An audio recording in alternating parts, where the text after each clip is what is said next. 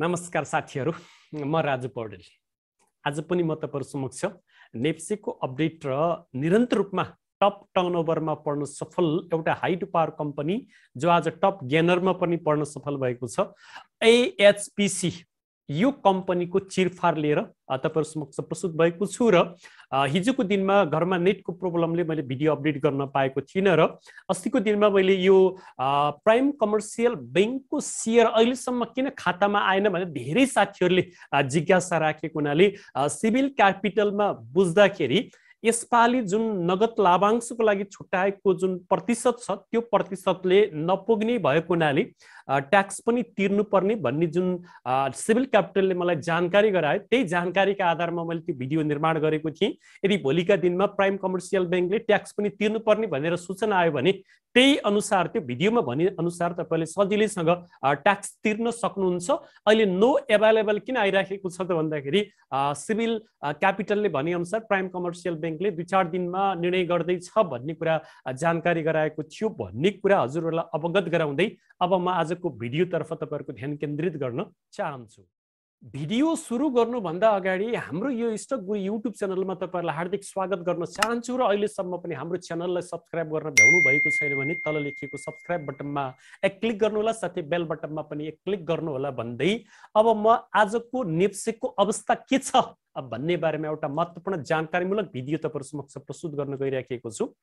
आज लगातार 4 दिनको घटाइपछि आज ग्रीन क्यान्डल बनेर 17.79 अंकले बजार बढेर 0.69% ले बढेर बन्द भएको छ र लो बटममा आएर माथि टाउको तल पुच्छर भएको हेम्बर क्यान्डल फर्मेसन भएको छ। जुन क्यान्डल लो बटममा आएर निरन्तर रूपमा घटेको बजारको लोमा त्यो क्यान्डल फर्मेसन हुन्छ भने त्यसले बजारलाई रिभर्स गर्छ भन्ने कुरा हामीले पढेका छौं। यही अनुसार अब बजार आगामी दिनमा माथि जाने संकेत आजको क्यान्डलले दिइराखेको छ भने आज चाहिँ 2 अरब 50 करोड भन्दा बढीको कारोबार भएको छ। कारोबारको जुन रकमको ड्राई छ यो ड्राईले के देखाइराखेको छ त भन्दा बजार घट्न मानिराखेको छैन, घटाउन जबरजस्ती खोजिँदैछ, त्यति पनि बजार घट्न मानिराखेको छैन भन्ने संकेत गरेको छ र बजारमा इतिहास रिपिट हुन्छ, टेक्निकल एनालाइसिसमा इतिहास रिपिट हुन्छ भन्ने कुरा हामीले पढेका छौं। त्यो अनुसार यस्तो प्रकारको इतिहास रिपिट हुँदैछ भन्ने कुरा यो मैले गोलोहरुले देखाइराखेको छु। यो कन्डिसन यहाँ जुन यो एरियातिरको कन्डिसन यो एरियामा भएको तपाईहरुलाई जानकारी गराउन चाहन्छु। त्यसपछि यतातिरको यो अवस्था सृजित भयो, त्यसपछि यहाँबाट बजार ब्याक भयो, यहाँबाट पनि बजार ब्याक भयो, यो अवस्थामा पुग्यो, त्यसपछि बजार घट्यो, यहाँ आयो, यतातिर यो अवस्थामा आयो, त्यसपछि बजार घटेर लो लगायो। अहिलेको घटाइ पनि एउटा लो लगाइसकेपछि 2498 तिरको लो लगाइसकेपछि बजार 2 दिन निरन्तर रूपमा बढेको थियो। यहाँ पनि एक दिन भयंकर बढेको थियो, 137 अंकले बढेको थियो, त्यसपछि निरन्तर रूपमा 3 दिन घटेको थियो। यसमा पनि 2 दिन बढिसकेपछि निरन्तर रूपमा 4 दिन घटेर आज हेम्बर प्रकृतिको क्यान्डल बनेको छ। यसबाट अब बजार 2600 भन्दा तल जान खोजेन मानेन भन्ने कुरा हामीले दुईवटा क्यान्डल जो निरन्तर रूपमा 2600 को लाइनमा निर्माण भएको देख्यौं। अब बजार माथि जान्छ र माथि जाने क्रममा क्यान्डल स्टिकहरुको रेसिस्टेन्स चाहिँ यो एरियामा एउटा हुन सक्ने छ।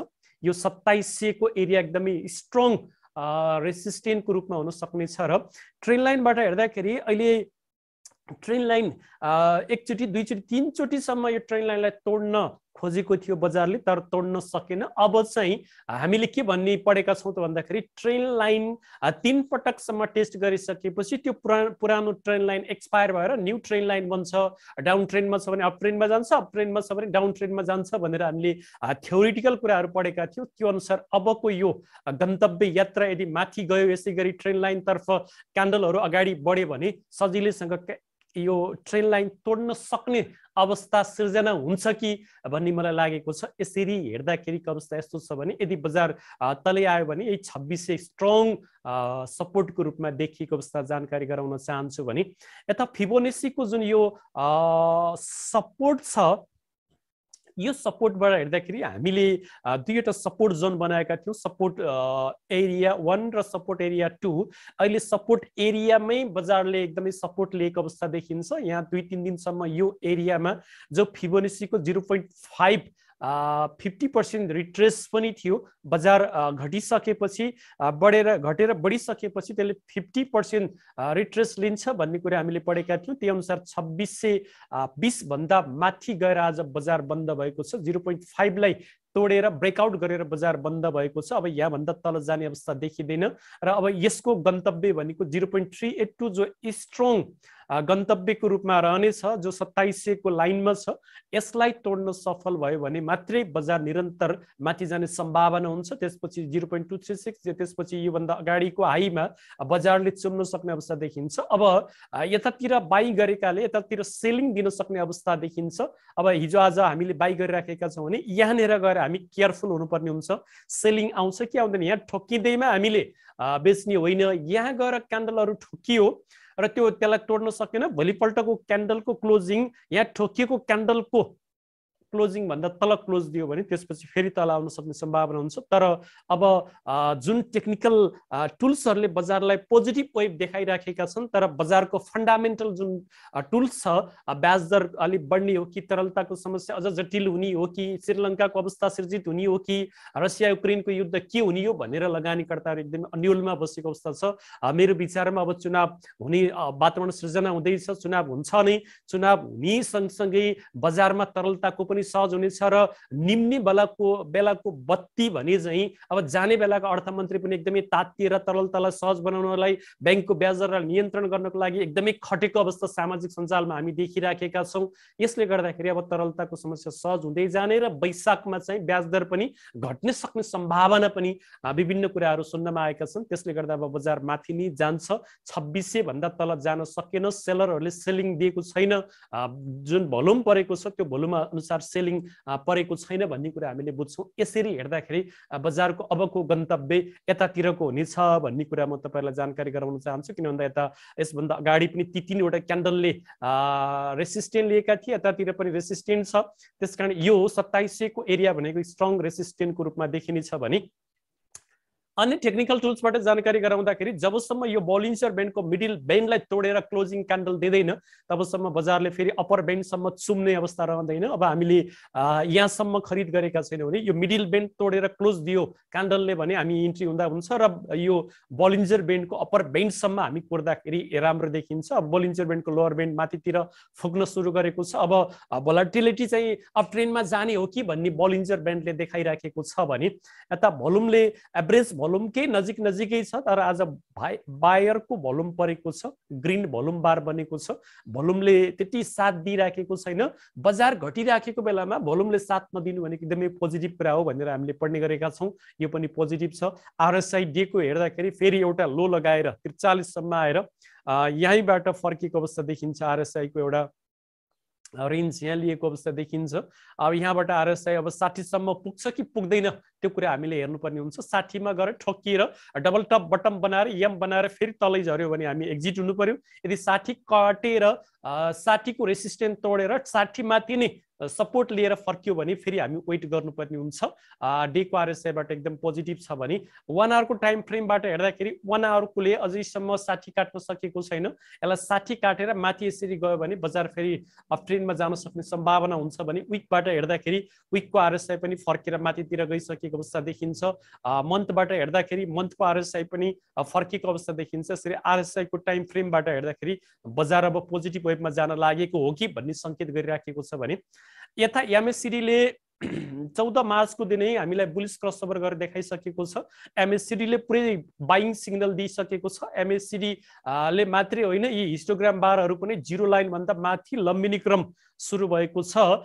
यसबाट टेक्निकल टुल्सले पुरै बजार माथि जाने देखाइराखेको छ। तर फन्डामेन्टल अलि विक भएको हुनाले बजार त्यति माथि जान सकिरहेको अवस्था छैन। आशा गरौँ भोलिबाट बजारले एउटा लय समात्ने छ। विभिन्न टुल्सबाट हेर्दाखेरि त्यस्तै देखिन्छ भने यता स्टोकेस्टिक आरएसआईबाट हेर्दाखेरि आरएसआईले 20 काटिसकेको छ। हामीले के भनेका थियौँ त भन्दा दुवै ब्लू र रेडले 20 काटिसकेपछि इन्ट्री हुने र माथिल्लो यात्रा कहाँसम्म पुग्छ त्यो हेर्ने र माथिबाट क्रस नगरेसम्म नबेच्ने भनेका थियौँ। यसरी विभिन्न टेक्निकल टुल्सबाट हेर्दाखेरिको अवस्थामा बजार अब पोजिटिभ वेभमा जान सुरु गरेको हो कि भन्ने मलाई लागिराखेको छ भने अर्को मैले कम्पनी जुन अगाडि तपाईँहरूको सामने नाम प्रस्तुत गरेको थिएँ, Arun valley hydro power development company, जुन कम्पनी निरन्तर रूपमा टर्नओभरमा पर्न सफल भएको छ। टप 10 ओभरमा, टप 10 टर्नओभरमा यो कम्पनीको अबको गन्तव्य के हुन सक्छ भन्ने सन्दर्भमा यसले एउटा लो लगाइसकेपछि यो एरियामा यसको सपोर्ट थियो 0 भनौं।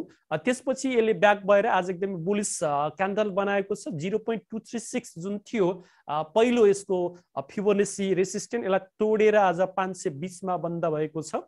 520 मा पनि यता क्यान्डलहरुको एउटा रेसिस्टेन्स रहेछ। यो क्यान्डलहरु यतातिरका क्यान्डलहरुमा आजको क्यान्डलले रेसिस्टेन्स लिएको छ। अब यसलाई भोलिका दिनमा तोड्न सफल भयो भने अर्को एउटा रेसिस्टेन्स, स्ट्रङ रेसिस्टेन्स 0.382 जो 530 मा छ, यो तोड्यो भने अनि यसको गन्तव्य चाहिँ यो एरियामा धेरै पटक क्यान्डलहरु ठोकिएका छन्, रेसिस्टेन्स लिएका छन्।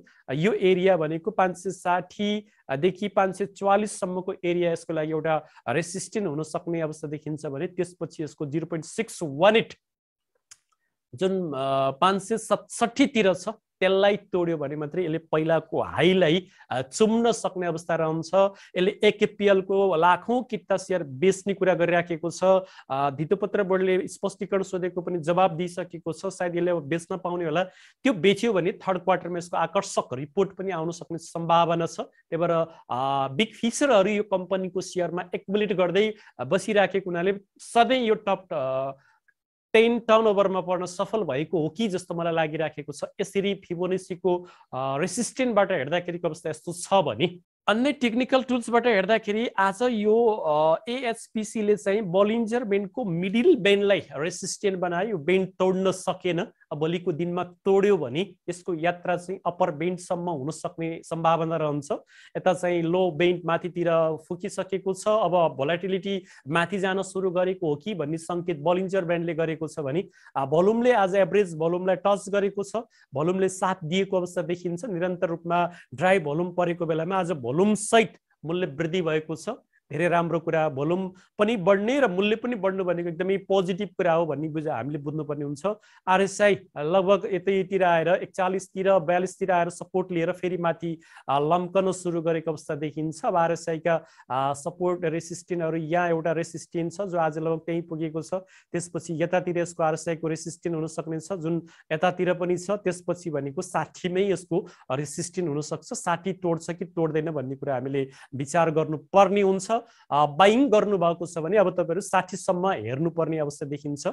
आवरमा हेर्दाखेरि 60 तोड्यो, एकदमै पोजिटिभ। आवरले चाहिँ बुलिशमा जाने संकेत यसलाई गरेको देखियो। पहिलाको भन्दा पनि हाईतिर गयो आवरको आरएसआई भने विकको के छ अवस्था हामीले हेर्नुपर्ने हुन्छ। विकको डबल टप बटम बनायो भनेको एकदमै पोजिटिभ हो।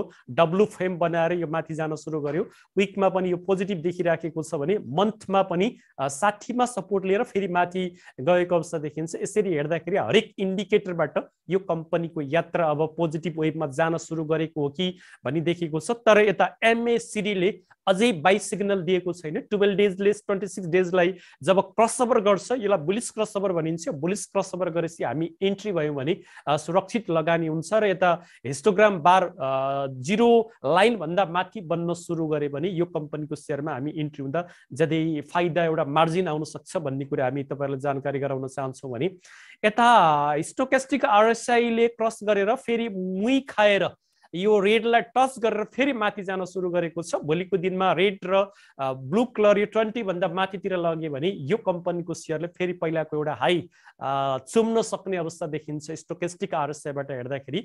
यसरी हरेक इन्डिकेटरबाट हेर्दाखेरि यो कम्पनीको पनि आगामी यात्रा सुखद हुन सक्ने लक्षण देखिएको छ भन्ने कुराको जानकारी गराउँदै यस्तो महत्त्वपूर्ण जानकारीमूलक भिडियो हेरिसकेपछि लाइक र कमेन्ट गर्नुहोला, साथै शेयर गर्नुहोला र आगामी दिनमा कस्तो स्क्रिप्टको विश्लेषण चाहनुहुन्छ कमेन्टमा उल्लेख गर्नुहोला। हामीले तपाईहरुको अनुरोधलाई मध्यनजर राखेर त्यो स्क्रिप्टको विश्लेषण गर्नेछौं भन्दै आजलाई म बिदा हुन चाहन्छु। हस् नमस्कार। फेरि अर्को भिडियोमा भेटौँला।